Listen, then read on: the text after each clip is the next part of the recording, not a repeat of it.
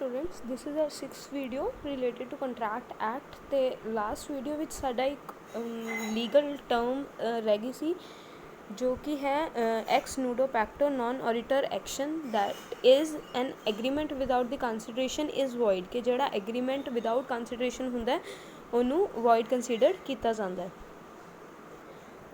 ਜਿਹੜਾ ਅੱਜ ਅਸੀਂ ਟੌਪਿਕ ਕਰਨਾ ਹੈ ਉਹ ਹੈ the capacity of the parties and free consent ਦਾ। Capacity of the party section 11 गल करता है कि किहड़े बंदे कंट्रैक्ट नहीं कर सकते।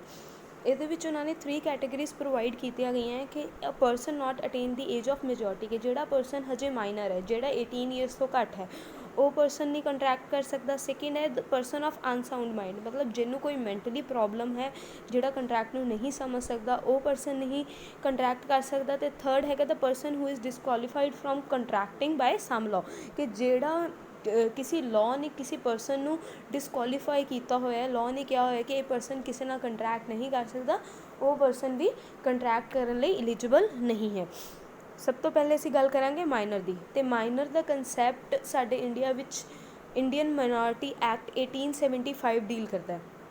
ਉਹਨਾਂ ਨੇ 2 ਤਰੀਕੇ ਦੀ ਏਜ ਇਹਦੇ ਵਿੱਚ ਮੈਂਸ਼ਨ ਕੀਤੀ ਕਿ ਹੈ ਸਿੰਪਲ ਕੇਸਿਸ ਵਿੱਚ ਇੱਕ ਮੇਜਰ ਪਰਸਨ ਦੀ ਮੈਜੋਰਟੀ ਅਟੇਨ ਕਰਨ ਦੀ ਏਜ ਹੈ 18 ਈਅਰਸ, ਮਤਲਬ 18 ਈਅਰਸ ਤੋਂ ਜਿਹੜਾ ਨੀਚੇ ਹੈ ਉਹਨੂੰ ਅਸੀਂ ਮਾਈਨਰ ਕੰਸੀਡਰ ਕਰਦੇ ਹਾਂ। ਅਤੇ ਇੱਕ ਇਹਨਾਂ ਨੇ ਕੰਡੀਸ਼ਨ ਦਿੱਤੀ ਹੈ ਜਿਹਦੇ ਵਿੱਚ ਏਜ ਹੈ 21 ਈਅਰਸ। 21 ਈਅਰਸ ਵਾਲੀ ਏਜ ਕਦ ਹੈ? ਜਦ ਕਿਸੇ ਪਰਸਨ ਨੂੰ ਗਾਰਡੀਅਨ ਅਤੇ ਵਾਰਡ ਐਕਟ ਦੇ ਅੰਦਰ ਉਹਦੀ ਪ੍ਰੋਪਰਟੀ ਕਿਸੇ ਗਾਰਡੀਅਨ ਨੇ ਹੋਲਡ ਕੀਤੀ ਹੋਈ ਹੈ ਜਾਂ ਉਹਦੀ ਪ੍ਰੋਪਰਟੀ ਕੋਰਟ ਆਫ ਵਾਰਡਸ ਦੇ ਐਕਟ ਦੇ ਅੰਡਰ ਆ ਰਹੀ ਹੈ। ਮਤਲਬ ਕੁਝ ਕੇਸਿਸ ਹੁੰਦੇ ਆ ਜਿਹਦੇ ਵਿੱਚ ਇੱਕ ਕੋਰਟ ਕੀ ਕਰਦੀ ਹੈ, ਇੱਕ ਗਾਰਡੀਅਨ ਜਾਂ ਕੋਰਟ ਦੇ ਅੰਡਰ ਹੀ ਇੱਕ ਕਿਸੇ ਪਰਸਨ ਦੀ ਪ੍ਰੋਪਰਟੀ ਨੂੰ ਰੱਖ ਲੈਂਦੀ ਹੈ ਅਤੇ ਕੋਰਟ ਕਹਿੰਦੀ ਕਿ ਜਿਸ ਟਾਈਮ ਇਹ person 21 years of age the age attain ਕਰੂਗਾ ਉਸ ਟਾਈਮ ਇਹਦੀ ਪ੍ਰੋਪਰਟੀ ਦੇ ਸਾਰੇ ਰਾਈਟਸ ਉਸ ਪਰਸਨ ਨੂੰ ਵਾਪਸ ਕਰ ਦਿੱਤੇ ਜਾਣਗੇ। ਇਸ ਕੇਸ ਵਿੱਚ ਉਹਦੀ ਮੈਜੋਰਟੀ ਏਜ ਰੱਖੀ ਹੈ 21 ਈਅਰਸ। ਨੈਕਸਟ ਅਸੀਂ ਪੋਜੀਸ਼ਨ ਦੀ ਗੱਲ ਕਰਾਂਗੇ ਕਿ ਅਗਰ ਕੋਈ ਪਰਸਨ ਮਾਈਨਰ ਦੇ ਨਾਲ ਕੰਟਰੈਕਟ ਕਰਦਾ ਹੈ ਤਾਂ ਉਹ ਕੀ ਪੋਜੀਸ਼ਨ ਵਿੱਚ ਆ ਜਾਂਦਾ ਹੈ, ਮਤਲਬ ਕੀ ਅੱਗੇ ਉਹਦੇ ਇਫੈਕਟਸ ਆਉਂਦੇ ਹੈ। ਪਹਿਲਾ ਆ ਗਿਆ an agreement with a minor is void ab initio ਕਿ ਅਗਰ ਕੋਈ ਪਰਸਨ ਕਿਸੇ ਮਾਈਨਰ ਨਾਲ ਕੰਟਰੈਕਟ ਕਰਦਾ ਹੈ ਅਤੇ ਉਹ ਕੰਟਰੈਕਟ ਵੋਇਡ ਅਬ ਇਨੀਸ਼ੀਓ ਹੈ, ਮਤਲਬ ਫਰੋਮ ਦੀ ਵੈਰੀ ਸਟਾਰਟਿੰਗ ਉਹ ਵੋਇਡ ਮੰਨਿਆ ਜਾਊਗਾ, ਉਹਦੀ ਕੋਈ ਵੈਲਿਊ ਨਹੀਂ ਹੋਊਗੀ ਲਾਅ ਦੀ ਆਈਜ਼ ਵਿੱਚ। ਸੈਕਿੰਡ ਗੱਲ ਕਰਦੇ ਆ the law of estoppel does not apply against the minor. Law of estoppel ਕੀ ਹੁੰਦਾ ਹੈ? ਇਹਦੇ ਵਿੱਚ ਕੋਰਟ ਕਿਸੇ ਬੰਦੇ ਨੂੰ ਕੁਝ ਕਹਿਣ ਤੋਂ ਰੋਕ ਦਿੰਦੀ ਹੈ, ਸਟੋਪ ਕਰ ਦਿੱਤਾ ਜਾਂਦਾ ਹੈ ਕਿ ਉਹ ਬੰਦਾ ਆਪਣਾ ਡਿਫੈਂਸ ਨਹੀਂ ਲੈ ਸਕਦਾ ਕਿਸੇ ਵੀ ਪੁਆਇੰਟ ਦੇ ਰਿਗਾਰਡਿੰਗ। ਹੁਣ ਇਹਦੇ ਵਿੱਚ ਗੱਲ ਕਰਦੇ ਕਿ ਜਿਹੜਾ ਮਾਈਨਰ ਪਰਸਨ ਹੈ ਅਗਰ ਉਹ ਕਿਸੇ ਨੂੰ ਝੂਠ ਬੋਲ ਕੇ ਕਹਿੰਦਾ ਕਿ ਬਈ ਮੈਂ ਮੇਜਰ ਹਾਂ, ਕਿਸੇ ਨਾਲ ਕੰਟਰੈਕਟ ਕਰ ਲੈਂਦਾ ਅਤੇ ਇਹਦੇ ਵਿੱਚ ਬਾਅਦ ਵਿੱਚ ਕੋਰਟ ਉਹਦੇ 'ਤੇ ਸਟੋਪਲ ਨਹੀਂ ਲਗਾਊਗੀ ਕਿ ਪਹਿਲੇ ਤੂੰ ਕਿਹਾ ਸੀ ਤੂੰ ਮਾਈਨਰ ਹੈ ਹੁਣ ਤੂੰ ਮੇਜਰ ਨਿਕਲਿਆ, ਪਹਿਲੇ ਤੂੰ ਕਿਹਾ ਸੀ ਕਿ ਤੂੰ ਮੇਜਰ ਹੈ ਹੁਣ ਤੂੰ ਮਾਈਨਰ ਨਿਕਲਿਆ ਅਤੇ ਹੁਣ ਤੂੰ ਇਹ ਗੱਲ ਨਹੀਂ ਕਹਿ ਸਕਦਾ ਕਿਉਂਕਿ ਤੂੰ ਫਰੋਡ ਕੀਤਾ। ਇਹਦੇ ਵਿੱਚ ਕੋਰਟ ਉਹਦੇ 'ਤੇ ਸਟੋਪਲ ਨਹੀਂ ਲਗਾ ਸਕਦੀ। ਮਾਈਨਰ ਪਰਸਨ ਕਹਿ ਸਕਦਾ ਕਿ ਮੈਂ ਮਾਈਨਰ ਹਾਂ ਅਤੇ ਮੇਰੇ ਨਾਲ ਜਿਹੜਾ ਕੰਟਰੈਕਟ ਕੀਤਾ ਉਹ ਵੋਇਡ ਹੈ। ਨੈਕਸਟ ਪੁਆਇੰਟ ਹੈ doctrine of restitution does not apply against the minor, no relief can be granted. ਮਤਲਬ ਅਗਰ ਮਾਈਨਰ ਨੂੰ ਕੋਈ ਸਮਾਨ ਦਿੱਤਾ ਗਿਆ ਹੈ ਤਾਂ ਉਹਦੇ ਤੋਂ ਸਮਾਨ ਵਾਪਿਸ ਨਹੀਂ ਲਿੱਤਾ ਜਾ ਸਕਦਾ ਅਤੇ ਕੋਈ ਵੀ ਰਿਲੀਫ ਮਾਈਨਰ ਦੁਆਰਾ ਕਿਸੇ ਦੂਸਰੀ ਪਾਰਟੀ ਨੂੰ ਨਹੀਂ ਦਿੱਤਾ ਜਾਊਗਾ। ਨੈਕਸਟ ਹੈ ਨੋ ਰੈਟੀਫਿਕੇਸ਼ਨ ਔਨ ਦੀ ਅਟੇਨਮੈਂਟ ਆਫ ਮੈਜੋਰਟੀ। ਅਗਰ ਕੋਈ ਮਾਈਨਰ ਫੋਰ ਐਗਜ਼ਾਮਪਲ ਅਗਰ 17 ਦੀ ਏਜ ਵਿੱਚ ਕੋਈ ਕੰਟਰੈਕਟ ਕਰਦਾ ਅਤੇ 5 ਡੇਜ਼ ਬਾਅਦ ਉਹਨੇ 18 ਦਾ ਹੋ ਜਾਣਾ। 5 ਡੇਜ਼ ਬਾਅਦ ਅਗਰ ਉਹ ਕੰਟਰੈਕਟ ਪਹਿਲੇ ਕੋਈ ਪ੍ਰੋਬਲਮ ਆ ਜਾਂਦੀ ਹੈ ਅਤੇ 5 ਡੇਜ਼ ਬਾਅਦ ਜਾਂ ਪ੍ਰੋਬਲਮ ਨਹੀਂ ਇਹ ਵੀ ਆਉਂਦੀ, 5 ਡੇਜ਼ ਬਾਅਦ ਜਿਹੜਾ ਮਾਈਨਰ ਹੈ ਉਹ ਆਪਣਾ ਕੰਟਰੈਕਟ ਰੈਟੀਫਾਈ ਨਹੀਂ ਕਰਾ ਸਕਦਾ, ਮਤਲਬ ਉਹਦਾ ਜਿਹੜਾ ਕੰਟਰੈਕਟ ਵੋਇਡ ਅਬ ਇਨੀਸ਼ੀਓ ਹੈ ਉਹ ਵੈਲਿਡ ਨਹੀਂ ਬਣ ਜੂਗਾ। ਉਹ 18 ਈਅਰਸ ਤੋਂ ਬਾਅਦ ਉਹਨੂੰ ਸਹੀ ਡਿਕਲੇਅਰ ਨਹੀਂ ਕਰਾ ਸਕਦਾ, ਮਤਲਬ ਉਹਦੇ ਵਿੱਚ ਚੇਂਜਸ ਨਹੀਂ ਕਰ ਸਕਦਾ। ਨੈਕਸਟ ਆ ਜਾਂਦਾ ਹੈ contract beneficial to the minor. ਅਗਰ ਕੁਝ ਕੰਟਰੈਕਟ ਜਿਹੜਾ ਬੈਨੀਫੀਸ਼ੀਅਲ ਹੁੰਦਾ ਮਾਈਨਰ ਦੇ ਲਈ, ਮਤਲਬ ਕੁਝ ਐਵੇਂ ਦਾ ਕੰਟਰੈਕਟ ਬਣਾਇਆ ਗਿਆ ਹੈ ਜਿਹਦੇ ਨਾਲ ਫਾਇਦਾ ਕਿਹਨੂੰ ਮਿਲ ਰਿਹਾ ਹੈ? ਮਾਈਨਰ ਨੂੰ ਫਾਇਦਾ ਮਿਲ ਰਿਹਾ ਹੈ। ਉਸ ਕੇਸ ਵਿੱਚ ਕੀ ਹੈ ਕਿ ਜਿਹੜੇ ਮਾਈਨਰ ਹੈ ਉਸ ਕੰਟਰੈਕਟ ਦਾ ਐਡਵਾਂਟੇਜ ਲੈ ਸਕਦਾ ਹੈ ਅਤੇ ਉਹ ਕੰਟਰੈਕਟ ਬਾਈਂਡਿੰਗ ਹੋਊਗਾ ਪਾਰਟੀਜ਼ ਉੱਤੇ, ਉਹ ਵੋਇਡ ਅਬ ਇਨੀਸ਼ੀਓ ਕੰਟਰੈਕਟ ਨਹੀਂ ਹੋਊਗਾ। ਸੈਕਿੰਡ ਆ ਜਾਂਦਾ minor as an agent. Minor as an agent ਵੀ ਕੰਟਰੈਕਟ ਵਿੱਚ ਆ ਸਕਦਾ ਹੈ, ਮਾਈਨਰ ਨੂੰ ਐਜ਼ ਅ ਏਜੰਟ ਅਪੋਇੰਟ ਕੀਤਾ ਜਾ ਸਕਦਾ ਹੈ, ਬਟ ਪਰਸਨਲੀ ਮਾਈਨਰ ਲਾਈਬਲ ਨਹੀਂ ਹੋਊਗਾ ਕਿਸੇ ਵੀ ਐਕਟ ਦੇ ਲਈ। ਜਿਵੇਂ ਅਗਰ ਅਸੀਂ ਗੱਲ ਕਰਦੇ ਹਾਂ ਕਿ ਅਗਰ ਕੋਈ ਮੇਜਰ ਪਰਸਨ ਏਜੰਟ ਬਣਦਾ ਤਾਂ ਉਹਦੀ ਵੀ ਕੁਛ ਨਾ ਕੁਛ ਪਰਸਨਲ ਲਾਇਬਿਲਿਟੀ ਹੁੰਦੀ ਹੈ ਅਗਰ ਕੁਛ ਗਲਤ ਹੁੰਦਾ, ਬਟ ਇਸ ਕੇਸ ਵਿੱਚ ਕੀ ਹੈ ਕਿ ਮਾਈਨਰ ਦੀ ਕੋਈ ਪਰਸਨਲ ਲਾਇਬਿਲਿਟੀ ਨਹੀਂ ਹੋਊਗੀ। ਥਰਡ ਆ ਜਾਂਦਾ ਮਾਈਨਰਸ ਲਾਇਬਿਲਿਟੀ ਫॉर ਨਸੈਸਿਟੀਜ਼। ਅਗਰ ਕੋਈ ਪਰਸਨ ਮਾਈਨਰ ਨੂੰ ਅਤੇ ਉਹਦੇ ਡਿਪੈਂਡੈਂਟਸ ਨੂੰ ਕੁਛ ਚੀਜ਼ਾਂ ਪ੍ਰੋਵਾਈਡ ਕਰ ਰਿਹਾ ਉਹਦੀ ਨਸੈਸਿਟੀ ਲਈ, ਮਤਲਬ ਫੋਰ ਐਗਜ਼ਾਮਪਲ ਉਹ ਜਿਹੜਾ ਥਰਡ ਪਰਸਨ ਹੈ ਉਹ ਮਾਈਨਰ ਨੂੰ ਜਾਂ ਮਾਈਨਰ ਦੇ ਡਿਪੈਂਡੈਂਟਸ ਮਤਲਬ ਉਹਦੇ ਛੋਟੇ ਭੈਣ ਭਰਾ ਵੀ ਕਹਿ ਸਕਦੇ ਹਾਂ ਜਾਂ ਉਹਦੇ ਮਦਰ ਫਾਦਰ ਕੁਛ ਐਵੇਂ ਦੀ ਕੰਡੀਸ਼ਨ 'ਚ ਹੈ ਜਿਹੜੇ ਮਾਈਨਰ 'ਤੇ ਹੀ ਡਿਪੈਂਡ ਕਰਦੇ ਹੈ, ਅਤੇ ਉਸ ਕੇਸ ਵਿੱਚ ਅਗਰ ਕੋਈ ਪਰਸਨ ਉਹਨਾਂ ਨੂੰ ਕੁਛ ਫੂਡ ਪ੍ਰੋਵਾਈਡ ਕਰ ਰਿਹਾ, ਕੋਈ ਸ਼ੈਲਟਰ ਪ੍ਰੋਵਾਈਡ ਕਰ ਰਿਹਾ ਜਾਂ ਕੁਛ ਵੀ ਨਸੈਸਿਟੀ ਪ੍ਰੋਵਾਈਡ ਕਰ ਰਿਹਾ, ਅਤੇ ਉਹ ਪਰਸਨ ਮਾਈਨਰ ਤੋਂ ਪਰਸਨਲੀ ਨਹੀਂ ਮੰਗ ਸਕਦਾ ਕਿ ਤੂੰ ਮੈਨੂੰ ਪਰਸਨਲੀ ਕੁਛ ਪੇ ਕਰੇ। ਬਸ ਮਾਈਨਰ ਦੀ ਜਿਹੜੀ ਪ੍ਰੋਪਰਟੀ ਹੈ ਉਹ ਲਾਈਬਲ ਹੋ ਸਕਦੀ ਹੈ, ਮਤਲਬ ਮਾਈਨਰ ਨੇ ਜੋ ਪ੍ਰੋਪਰਟੀ ਹੋਲਡ ਕੀਤੀ ਹੈ ਉਸ ਪ੍ਰੋਪਰਟੀ 'ਚ ਉਹ ਪਰਸਨ ਆਪਣਾ ਕੰਪਨਸੇਟ ਕਰਾ ਸਕਦਾ ਹੈ ਜਾਂ ਆਪਣਾ ਜੋ ਉਹਨੂੰ ਨਸੈਸਿਟੀ ਪ੍ਰੋਵਾਈਡ ਕਰ ਰਿਹਾ ਉਹਦੇ ਲਈ ਖਰਚਾ ਮੰਗ ਸਕਦਾ ਹੈ, ਬਟ ਪਰਸਨਲੀ ਮਾਈਨਰ ਤੋਂ ਨਹੀਂ ਮੰਗ ਸਕਦਾ ਕਿ ਮਾਈਨਰ ਪੇ ਕਰੇ ਉਹਨੂੰ। ਨੈਕਸਟ ਗੱਲ ਆਉਂਦੀ ਹੈ ਮਾਈਨਰ ਕੈਨੋਟ ਬੀ ਅਬਜਸਡ insolvent as he is in the capacity of entering into the contract, incapable of entering into the contract. ਮਤਲਬ ਜਿਹੜਾ ਮਾਈਨਰ ਹੈ ਉਹਨੂੰ ਅਸੀਂ ਇਨਸੋਲਵੈਂਟ ਡਿਕਲੇਅਰ ਨਹੀਂ ਕਰਾ ਸਕਦੇ ਕੋਰਟ ਦੁਆਰਾ, ਕਿਉਂਕਿ ਉਹਦੀ ਤਾਂ ਇਨਕੈਪੈਸਿਟੀ ਉਹ ਕੰਟਰੈਕਟ ਵਿੱਚ ਆ ਹੀ ਨਹੀਂ ਸਕਦਾ। ਨੈਕਸਟ ਆਉਂਦਾ when a minor and an adult jointly enters into the agreement. ਅਗਰ ਕੋਈ ਕੰਟਰੈਕਟ ਜਾਂ ਇੱਕ ਐਗਰੀਮੈਂਟ ਐਵੇਂ ਦਾ ਹੋ ਰਿਹਾ ਜਿਹਦੇ ਵਿੱਚ ਇੱਕ ਪਰਸਨ ਮਾਈਨਰ ਹੈ ਇੱਕ ਮੇਜਰ ਹੈ, ਉਹ ਕਿਸੇ ਦੋਨੋਂ ਮਿਲ ਕੇ ਇੱਕ ਥਰਡ ਪਾਰਟੀ ਨਾਲ ਕੰਟਰੈਕਟ ਕਰ ਰਿਹਾ, ਹੁਣ ਇਸ ਕੇਸ ਵਿੱਚ ਜਿਹੜਾ ਤਾਂ ਪਰਸਨ ਮੇਜਰ ਹੈ ਜਾਂ ਜਿਹੜਾ ਪਰਸਨ ਅਡਲਟ ਹੈ ਉਹਦੀ ਲਾਇਬਿਲਿਟੀ ਬਣੂਗੀ, but minor person the liability ਨਹੀਂ ਬਣੂਗੀ। ਸੈਕਿੰਡ ਪੁਆਇੰਟ ਜਿਹੜੀ ਸਾਡੀ ਗੱਲ ਆਉਂਦੀ ਹੈ ਉਹ ਹੈ ਸਾਊਂਡ ਮਾਈਂਡ ਦੀ। ਸੈਕਸ਼ਨ 12 ਗੱਲ ਕਰਦਾ ਹੈ ਸਾਊਂਡ ਮਾਈਂਡ ਦੀ, ਕਿ sound mind person for the purpose of ਕੰਟਰੈਕਟਿੰਗ।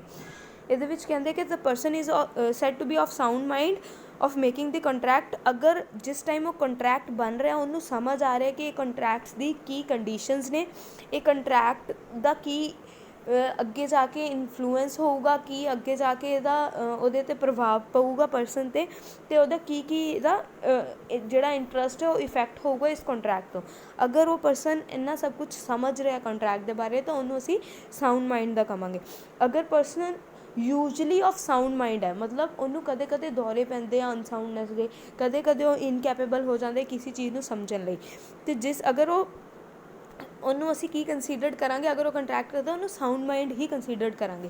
But ਅਗਰ ਉਹ ਪਰਸਨ ਯੂਜਲੀ ਆਫ ਅਨਸਾਊਂਡ ਮਾਈਂਡ ਹੈ, ਮਤਲਬ ਮੋਸਟ ਆਫ ਦੀ ਟਾਈਮਸ ਉਹ ਅਨਸਾਊਂਡ ਮਾਈਂਡ ਰਹਿੰਦਾ, ਕਦੇ ਕਦੇ ਉਸ ਪਰਸਨ ਨੂੰ ਸਹੀ ਹੋ ਜਾਂਦਾ, ਕਦੇ ਕਦੇ ਉਹਨੂੰ ਸਭ ਚੀਜ਼ਾਂ ਸਮਝ ਆਉਣ ਲੱਗ ਜਾਂਦੀ ਹੈ, ਉਸ ਕੇਸ ਵਿੱਚ ਕੀ ਅਸੀਂ ਉਹਨੂੰ ਐਜ਼ ਅ ਅਨਸਾਊਂਡ ਪਰਸਨ ਹੀ ਕੰਸੀਡਰਡ ਕਰਾਂਗੇ। ਬੁੱਕ ਵਿੱਚ ਤੁਹਾਡੇ ਕੁਛ ਇਲਸਟ੍ਰੇਸ਼ਨਸ ਪ੍ਰੋਵਾਈਡਡ ਨੇ, ਤੁਸੀਂ ਉਹਨੂੰ ਰੀਡ ਆਊਟ ਕਰ ਲਿਓ। ਨੈਕਸਟ ਆਉਂਦਾ ਅਦਰ ਡਿਸਕੁਆਲੀਫਾਈਡ ਪਰਸਨ। ਅਦਰ ਡਿਸਕੁਆਲੀਫਾਈਡ ਪਰਸਨ ਕੌਣ ਨੇ? ਜਿਨ੍ਹਾਂ ਨੂੰ ਕੋਰਟ ਨੇ ਰੋਕਿਆ ਹੋਇਆ ਹੈ ਜਾਂ ਜਿਨ੍ਹਾਂ ਨੂੰ ਲਾਅ ਨੇ ਰੋਕਿਆ ਹੋਇਆ, ਉਹਨਾਂ ਦੇ ਨਾਲ ਅਸੀਂ ਕੰਟਰੈਕਟ ਨਹੀਂ ਕਰ ਸਕਦੇ। ਪਹਿਲਾ ਆ ਜਾਂਦਾ ਹੈ ਏਲੀਅਨ ਐਨਮੀ। ਏਲੀਅਨ ਐਨਮੀ ਕੀ ਹੁੰਦਾ ਹੈ ਕਿ ਅਗਰ ਤੁਹਾਡੀ ਕੰਟਰੀ ਦਾ ਕਿਸੇ ਕੰਟਰੀ ਨਾਲ ਕੁਛ ਐਨੀਮੀ ਹੈ ਜਾਂ ਕੁਛ ਪ੍ਰੋਬਲਮ ਚੱਲ ਰਹੀ ਹੈ, ਉਸ ਟਾਈਮ ਦੂਸਰੀ ਕੰਟਰੀ ਕੀ ਹੈ ਤੁਹਾਡੀ ਐਨੀਮੀ ਕੰਟਰੀ ਹੈ। ਅਗਰ ਤੁਸੀਂ ਏਲੀਅਨ ਐਨੀਮੀ ਨਾਲ ਮਤਲਬ ਉਸ ਕੰਟਰੀ ਦੇ ਪਰਸਨ ਨਾਲ ਕੋਈ ਕੰਟਰੈਕਟ ਕਰਦੇ ਹੋ, ਵੋਇਡ ਕੰਟਰੈਕਟ ਹੁੰਦਾ ਹੈ।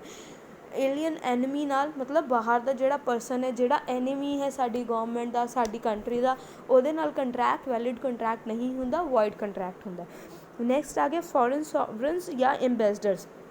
ਫੋਰਨ ਸੋਵਰਨਸ ਜਾਂ ਐਂਬੈਸਡਰਸ ਹੁੰਦੇ ਆ ਕਿਸੇ ਵੀ ਕੰਟਰੀ ਦੇ, ਉਹਨਾਂ ਨੂੰ ਕੁਛ ਸਪੈਸ਼ਲ ਪ੍ਰਿਵਿਲੇਜਸ ਮਿਲੇ ਹੁੰਦੇ ਆ, ਸਪੈਸ਼ਲ ਉਹਨਾਂ ਨੂੰ ਰਾਈਟਸ ਮਿਲੇ ਹੁੰਦੇ ਆ ਜਿਹੜੇ ਉਹ ਇੰਜੋਏ ਕਰਦੇ ਆ, ਉਹ ਕਿਸੇ ਪਰਸਨ ਨਾਲ ਕੰਟਰੈਕਟ ਵਿੱਚ ਨਹੀਂ ਆ ਸਕਦੇ।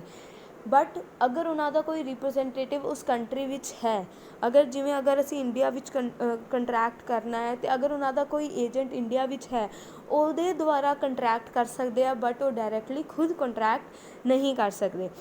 ਅੱਗੇ ਆ ਗਿਆ ਕਨਵਿਕਟਸ। ਅਗਰ ਕਿਸੇ ਪਰਸਨ ਨੂੰ ਕੋਈ ਸਜ਼ਾ ਮਿਲੀ ਹੋਈ ਹੈ, ਉਹ ਜੇਲ੍ਹ ਵਿੱਚ ਹੈ, ਜਿਵੇਂ ਕਿਸੇ ਪਰਸਨ ਨੂੰ ਉਮਰ ਕੈਦ ਮਿਲੀ ਹੋਈ ਹੈ ਜਾਂ ਕਿਸੇ ਪਰਸਨ ਨੂੰ 5 ਸਾਲ ਦੀ ਜੇਲ੍ਹ ਦੀ ਸਜ਼ਾ ਮਿਲੀ ਹੋਈ ਹੈ, ਉਸ ਕੇਸ ਵਿੱਚ ਕੀ ਹੈ ਕਿ ਜਿਹੜਾ ਪਰਸਨ ਕਨਵਿਕਟ ਹੈ ਅਸੀਂ ਉਹਦੇ ਨਾਲ ਵੀ ਕੰਟਰੈਕਟ ਨਹੀਂ ਕਰ ਸਕਦੇ। ਇਨਸੋਲਵੈਂਟਸ, ਜਿਹੜੇ ਪਰਸਨ ਇਨਸੋਲਵੈਂਟਸ ਨੇ, ਮਤਲਬ ਜਿਨ੍ਹਾਂ ਨੂੰ ਲਾਅ ਨੇ ਕਹਿਤਾ ਹੈ ਕਿ ਦਿਵਾਲੀਆ ਘੋਸ਼ਿਤ ਕਰ ਦਿੱਤਾ ਹੈ, ਉਸ ਪਰਸਨ ਨਾਲ ਵੀ ਕੰਟਰੈਕਟ ਵੈਲਿਡ ਕੰਟਰੈਕਟ ਨਹੀਂ ਹੁੰਦਾ, ਵੋਇਡ ਕੰਟਰੈਕਟ ਆਉਂਦਾ।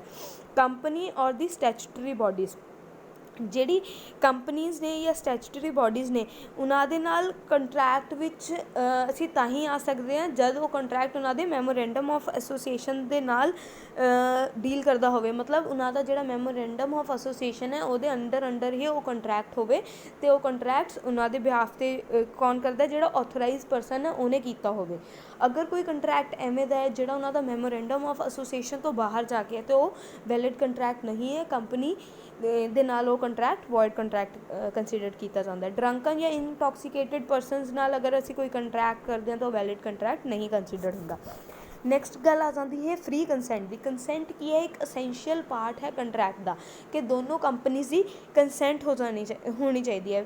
ਸੈਕਸ਼ਨ 13 ਗੱਲ ਕਰਦਾ ਹੈ ਕੰਸੈਂਟ ਦੀ। ਸੈਕਸ਼ਨ 13 ਕੀ ਪ੍ਰੋਵਾਈਡ ਕਰਦਾ ਹੈ, van 2 or the more persons are said to consent when they agree upon the same thing in the same sense, ਮਤਲਬ ਦੋ ਪਰਸਨ ਸੇਮ ਥਿੰਗ ਅਤੇ ਸੇਮ ਸੈਂਸ ਵਿੱਚ ਅਗਰ ਐਗਰੀ ਹੁੰਦੇ ਆ ਉਹਨੂੰ ਅਸੀਂ ਕੀ ਕਹਿੰਦੇ ਹਾਂ ਕਿ ਦੋਨਾਂ ਦੀ ਕੰਸੈਂਟ ਸੀ। ਅਗਰ ਦੋਨੋਂ ਪਰਸਨ ਸੇਮ ਥਿੰਗ ਅਤੇ ਸੇਮ ਚੀਜ਼ 'ਤੇ ਕੰਸੈਂਟ ਨਹੀਂ ਦਿੰਦੇ ਅਤੇ ਉਹ ਚੀਜ਼ ਕੀ ਬਣ ਜਾਂਦੀ ਹੈ, ਉਹ ਕੰਟਰੈਕਟ ਵੈਲਿਡ ਕੰਟਰੈਕਟ ਨਹੀਂ ਹੁੰਦਾ ਅਤੇ ਉਹ ਕੰਸੈਂਟ ਕੀ ਹੈ, ਰੀਅਲ ਕੰਸੈਂਟ ਨਹੀਂ ਹੈ। ਇਹਦੇ ਵਿੱਚ ਅਗਰ ਅਸੀਂ ਇੱਕ ਐਗਜ਼ਾਮਪਲ ਲੈਂਦੇ ਹਾਂ, ਅਗਰ ਇੱਕ ਪਰਸਨ ਨੇ ਕੰਟਰੈਕਟ ਕੀਤਾ ਹੈ, ਇੱਕ ਪਰਸਨ ਕੋਲ 5 ਕਾਰਾਂ ਨੇ, ਹਾਂ ਅਲੱਗ ਅਲੱਗ ਕੰਪਨੀ ਦੀ ਨੇ, ਇੱਕ ਮਾਰੂਤੀ ਹੈ, ਆਡੀ ਹੈ, ਐਵੇਂ ਕਰਕੇ ਉਹਦੇ ਕੋਲ 5 ਕਾਰਾਂ ਨੇ। ਉਹ ਪਰਸਨ B ਪਰਸਨ ਨਾਲ ਕੰਟਰੈਕਟ ਕਰਦਾ ਹੈ ਕਿ ਮੈਂ ਤੁਹਾਨੂੰ ਆਪਣੀ ਜਿਹੜੀ ਮਾਰੂਤੀ ਕਾਰ ਹੈ ਉਹ 1.5 ਲੱਖ ਵਿੱਚ ਸੇਲ ਕਰੂੰਗਾ ਅਤੇ ਉਹ ਪਰਸਨ ਐਗਰੀ ਹੋ ਜਾਂਦਾ ਹੈ। ਬਟ ਉਸ ਪਰਸਨ ਨੇ ਜਦ ਕੰਟਰੈਕਟ ਕੀਤਾ ਉਹਨੇ ਸਿਰਫ ਇੰਨਾ ਕਿਹਾ ਕਿ ਮੈਂ 1.5 ਲੱਖ ਵਿੱਚ ਆਪਣੀ ਕਾਰ ਸੇਲ ਕਰੂੰਗਾ। ਜਿਹੜਾ A ਪਾਰਟੀ ਹੈ ਉਹਨੇ ਸਿਰਫ ਇੰਨੀ ਗੱਲ ਕਹੀ ਹੈ ਕਿ ਉਹ ਆਪਣੀ ਸਿਰਫ ਕਾਰ ਸੇਲ ਕਰੂਗਾ 1.5 ਲੱਖ ਵਿੱਚ। ਜਿਹੜਾ B ਹੁੰਦਾ ਉਹ ਸੋਚਦਾ ਹੈ ਕਿ ਇਹਦੇ ਕੋਲ ਤਾਂ 5 ਕਾਰਾਂ ਨੇ, ਇਹ ਸ਼ਾਇਦ ਆਡੀ ਦੀ ਗੱਲ ਕਰ ਰਿਹਾ ਅਤੇ ਉਹ ਆਡੀ ਸੇਲ ਕਰੂਗਾ 1.5 ਲੱਖ ਵਿੱਚ। ਇੱਥੇ ਕੀ ਹੋਇਆ, ਜਿਹੜਾ A ਪਰਸਨ ਸੀਗਾ ਜਿਹਨੇ ਕਾਰ ਸੇਲ ਕਰਨੀ ਸੀ ਉਹਦਾ ਮਤਲਬ ਕੀ ਸੀਗਾ, 1.5 ਲੱਖ ਵਿੱਚ ਉਹਨੇ ਮਾਰੂਤੀ ਕਾਰ ਸੇਲ ਕਰਨੀ ਸੀ, ਬਟ ਉਹਨੇ ਉਹ ਚੀਜ਼ ਉੱਥੇ ਮੈਂਸ਼ਨ ਨਹੀਂ ਕੀਤੀ ਅਤੇ ਜਿਹੜਾ B ਸੀਗਾ ਉਹਨੂੰ ਕੀ ਲੱਗਿਆ ਕਿ ਉਹ ਆਡੀ ਕਾਰ ਸੇਲ ਕਰ ਰਿਹਾ ਅਤੇ B ਨੇ ਵੀ ਆਪਣਾ ਹਾਮੀ ਭਰਤੀ। ਇੱਥੇ ਕੀ ਹੋ ਗਿਆ, ਦੋਨਾਂ ਦੀ ਕੰਸੈਂਟ ਸੇਮ ਥਿੰਗ 'ਤੇ ਨਹੀਂ ਸੀਗੀ, ਸੇਮ ਸੈਂਸ ਵਿੱਚ ਨਹੀਂ ਸੀਗੀ ਅਤੇ ਇਹ ਕੀ ਹੈ, ਵੈਲਿਡ ਕੰਸੈਂਟ ਨਹੀਂ ਹੈ। ਜਿੱਥੇ ਦੋਨੋਂ ਸੇਮ ਚੀਜ਼ ਦੀ ਗੱਲ ਕਰ ਰਹੇ ਆ, ਅਗਰ ਉਹ ਕਹਿੰਦਾ ਕਿ ਮੈਂ 1.5 ਲੱਖ ਵਿੱਚ ਆਪਣੀ ਮਾਰੂਤੀ ਕਾਰ ਵੇਚ ਰਿਹਾ ਅਤੇ ਦੂਸਰਾ ਕਹਿੰਦਾ ਠੀਕ ਹੈ ਮੈਂ 1.5 ਲੱਖ ਵਿੱਚ ਤੇਰੀ ਮਾਰੂਤੀ ਹੀ ਕਾਰ ਖਰੀਦੂੰਗਾ, ਇੱਥੇ ਕੀ ਹੈ, ਦੋਨਾਂ ਨੇ ਸੇਮ ਥਿੰਗ ਅਤੇ ਸੇਮ ਸੈਂਸ ਵਿੱਚ ਐਗਰੀ ਕੀਤਾ ਅਤੇ ਉਹ ਕੀ ਹੋ ਗਈ, ਉਹਨਾਂ ਦੀ ਰੀਅਲ ਕੰਸੈਂਟ ਮੰਨੀ ਜਾਂਦੀ ਅਤੇ ਉਹ ਕੰਟਰੈਕਟ ਵੈਲਿਡ ਕੰਟਰੈਕਟ ਹੁੰਦਾ। ਹੁਣ ਸੈਕਸ਼ਨ 14 ਦੇ ਅਕੋਰਡਿੰਗ ਕੁਝ ਕੇਸਿਸ ਵਿੱਚ ਜਿਹੜੀ ਕੰਸੈਂਟ ਹੁੰਦੀ ਹੈ ਉਹ ਫ੍ਰੀ ਕੰਸੈਂਟ ਨਹੀਂ ਮੰਨੀ ਜਾਂਦੀ। ਪਹਿਲਾ ਆ ਗਿਆ ਸੈਕਸ਼ਨ 15 ਜਿਹੜਾ ਆ ਗਿਆ ਕੋਰਜਨ। ਸੈਕਸ਼ਨ 16 ਗੱਲ ਕਰਦਾ ਅਨਡਿਊ ਇਨਫਲੂਐਂਸ ਦੀ। ਸੈਕਸ਼ਨ 17 ਗੱਲ ਕਰਦਾ ਫਰੋਡ ਦੀ। ਸੈਕਸ਼ਨ 18 ਗੱਲ ਕਰਦਾ ਮਿਸਰੀਪ੍ਰਜੈਂਟੇਸ਼ਨ ਦੀ ਅਤੇ ਸੈਕਸ਼ਨ 20, 21 ਐਂਡ 22 ਗੱਲ ਕਰਦਾ ਮਿਸਟੇਕ ਦੀ। ਹੁਣ ਸੈਕਸ਼ਨ 15 ਡਿਫਾਈਨ ਕਰਦਾ ਕੋਰਸ਼ਨ। ਕੋਰਸ਼ਨ ਕੀ ਹੁੰਦਾ, ਕਿਸੇ ਨੂੰ ਧਮਕਾਉਣਾ, ਕਿਸੇ ਨੂੰ ਥ੍ਰੈਟ ਕਰਨਾ ਕਿਸੇ ਵੀ ਐਕਟ ਦੇ ਲਈ ਜਿਹੜਾ ਕੀ ਹੈ ਇੰਡੀਅਨ ਪੀਨਲ ਕੋਡ ਦੇ ਦੁਆਰਾ ਫੋਰਬਿਡਨ ਹੈ, ਜਿਹੜਾ ਇੰਡੀਅਨ ਪੀਨਲ ਕੋਡ ਨੇ ਉਹਨੂੰ ਫੋਰਬਿਡਨ ਡਿਕਲੇਅਰ ਕੀਤਾ ਹੋਇਆ। ਕੋਈ ਵੀ ਅਨਲੌਫੁਲ ਡਿਟੇਨਿੰਗ ਹੈ ਜਾਂ threatening to detain any property which to the prejudice of any person whatever with the intention to causing any person to enter into a contract।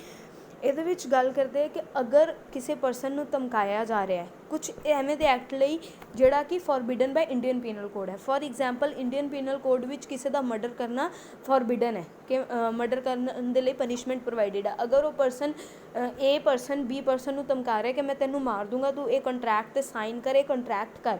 ਇਸ case ਵਿੱਚ ਕੀ ਹੈ ਕਿ ਉਹਨੂੰ ਥ੍ਰੈਟਨ ਕਰ ਰਿਹਾ, ਉਹਦੇ ਨਾਲ ਕੋਰਜਨ ਕਰ ਰਿਹਾ, ਉਹਨੂੰ ਡਰਾ ਰਿਹਾ, ਜਾਂ ਫਿਰ ਉਹ ਕਹਿੰਦਾ ਕਿ ਮੈਂ ਤੇਰੀ ਗਨ ਪੁਆਇੰਟ 'ਤੇ ਉਹਦੇ ਕਿਸੇ ਮਤਲਬ ਫੈਮਿਲੀ ਮੈਂਬਰ ਨੂੰ ਰੱਖ ਕੇ ਕਹਿੰਦਾ ਕਿ ਤੂੰ ਕੰਟਰੈਕਟ ਕਰ। ਇਹ ਵੀ ਐਕਟ ਫੋਰਬਿਡਨ ਹੈ ਇੰਡੀਅਨ ਪੀਨਲ ਕੋਡ ਦੇ ਅੰਦਰ।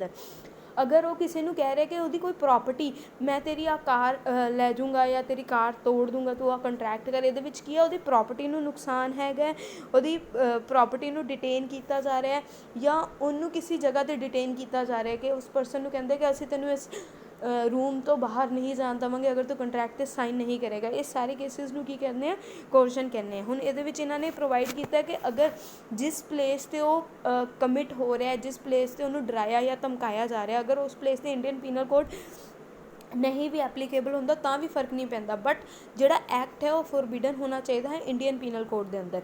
इहदे विच इन्हां ने 3 चीज़ां प्रोवाइड कीतियां कोर्जन के अंदर, 2 चीज़ां प्रोवाइड कीतियां जिहड़ी कोर्जन के अंदर आऊगी। पहला कि कमिट कर रहा है, थ्रैट कर रहा है या कमिट कर रहा है एनी एक्ट जोड़ा कि इंडियन पीनल कोड के अंडर फॉरबिडन है, या फिर वो अनलॉफुली डिटेन कर रहे या थ्रैटनिंग कर रहे डिटेन लई कि उन्होंने डरा रहा धमका रहा कि तुहानूं डिटेन कर लिता जाऊगा, कित्थे रख लिता जाऊगा। अगे आंदा कि कोर्जन ते कोर्जन जरूरी नहीं है कि जिहड़ा पार्टी टू आ कंट्रैक्ट है वही करे, कोई थर्ड परसन भी कोर्जन कर सकता है। मतलब एक जिहड़ी पार्टी है वो किसी थर्ड परसन नूं भी भेज सकती है कि उन्होंने जा धमका के आओ तो कंट्रैक्ट ते साइन करा के लगे आओ।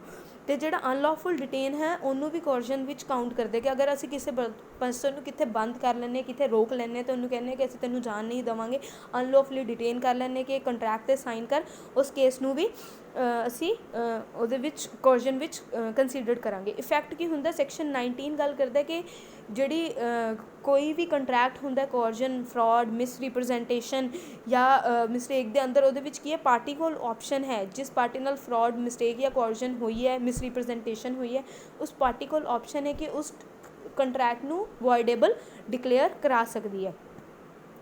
ਇਹਦੇ ਵਿੱਚ ਕਹਿੰਦੇ ਕਿ ਜਿਹੜਾ ਅਗਰ ਕੋਈ ਪਰਸਨ ਸੁਸਾਈਡ ਕਮਿਟ ਕਰਨ ਲਈ ਕਹਿੰਦਾ ਹੈ ਕਿ ਮੈਂ ਸੁਸਾਈਡ ਕਮਿਟ ਕਰ ਲੂੰਗਾ ਅਗਰ ਤੁਸੀਂ ਕੰਟਰੈਕਟ ਨਹੀਂ ਕੀਤਾ, ਅਗਰ ਉਹਨੂੰ ਥ੍ਰੈਟ ਕਰ ਰਿਹਾ ਕਿ ਮੈਂ ਸੁਸਾਈਡ ਕਮਿਟ ਕਰ ਲੂੰਗਾ, ਤੇ ਉਹ ਵੀ ਕੋਰਜਨ ਕੰਸੀਡਰਡ ਹੁੰਦੀ ਹੈ। ਹੁਣ ਇਹਦੇ ਵਿੱਚ ਕੁਝ ਸਪੈਸ਼ਲ ਕੇਸਿਸ ਇਹਨਾਂ ਨੇ ਪ੍ਰੋਵਾਈਡ ਕੀਤੇ ਜਿੱਥੇ ਕੋਰਜਨ ਦੀ ਗੱਲ ਹੋਈ ਹੈ। ਪਹਿਲਾ ਆ ਜਾਂਦਾ ਹੈ ਕਿ ਅਗਰ ਕੋਈ ਪਰਸਨ ਕਹਿੰਦਾ ਹੈ ਕਿ ਕੇਸ ਦੇ ਬਾਰੇ ਕਹਿੰਦਾ ਹੈ ਕਿ ਮੈਂ ਤੇਰੇ 'ਤੇ ਕੇਸ ਕਰ ਦੂੰਗਾ।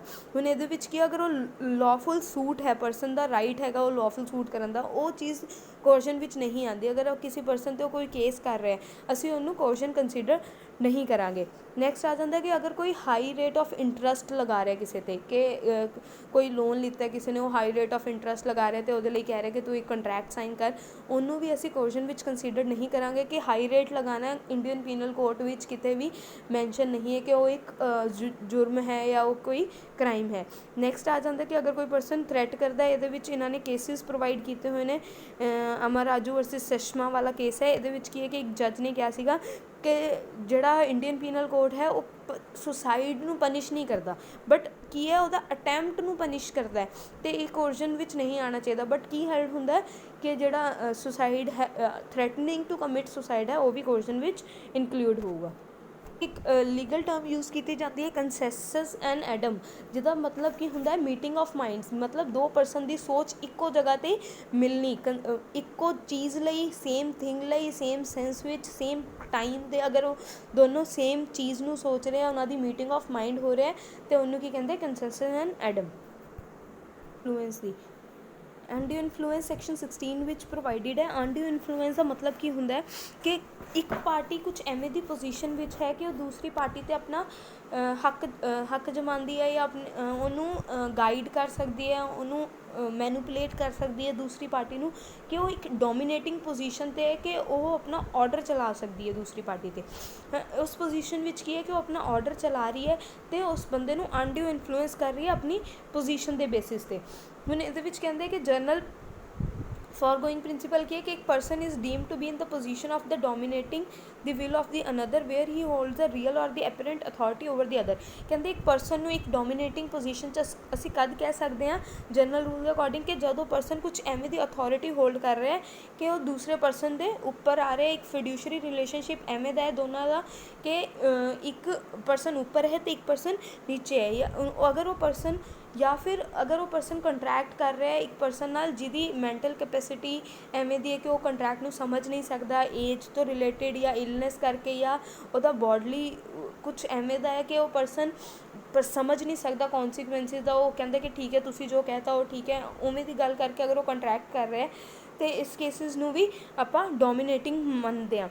Where a person who is the position of the dominate the will of the another, अगर वो कंट्रैक्ट विच आंदा है, जिहड़ा परसन डोमीनेट कर रहा है अगर वो कंट्रैक्ट विच आंदा है तो उस टाइम ते कुछ ट्रांजैक्शन शो हुंदी है कि कंट्रैक्ट कीता एक परसन ने जिहड़ा कि डोमीनेटिंग है तो दूसरा परसन की उहदे तो नीचे है, तो उस कंट्रैक्ट विच कुछ ट्रांजैक्शन अपीयर हुंदी है।